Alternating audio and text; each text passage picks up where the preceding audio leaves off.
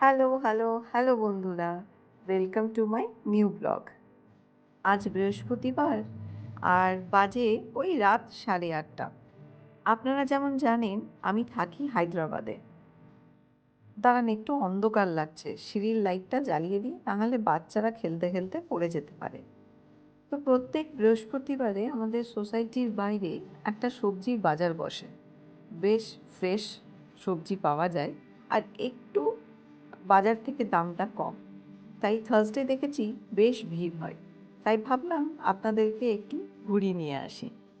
একদিন সময় করে আপনাদেরকে আমার সোসাইটি দেখাবো। আমার এই জায়গাটা খুব পছন্দের।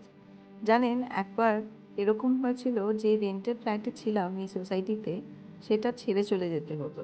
কেন কি আমাদের যে ওনার ছিল সে অব্রড থেকে ফিরে এসেছে।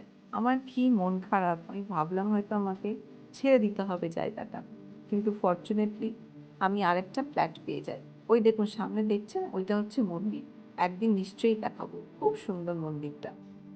এই যে আমাদের সামনে, এটা হচ্ছে এন্ট্রি গেট। এখানে এই সোসাইটিতে সব কিছু পাওয়া যায়। শপিং কমপ্লেক্সও আছে, পার্লার আছে, মেডিসিন শপ আছে, সব কিছু আছে। এই যে দেখুন সবাই কিন্তু বাজার করতে গেছিল, বাজার থেকে ফিরছে। এখন বৃষ্টির জন্য দেখছি একটু হয়তো কম স্টলস খুলেছে। এই 4-5টা দেখতে পাচ্ছি।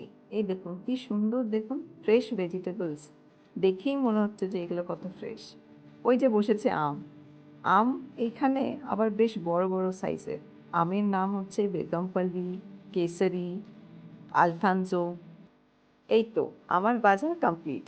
নিলাম বাঁধাকপি, পেঁয়াজ, ক্যাপসিকাম, গাজর আর ওই যে শাকের একটা স্টল বসেছে, পালং শাক দিলাম। চলুন তাহলে ফেরা যাক।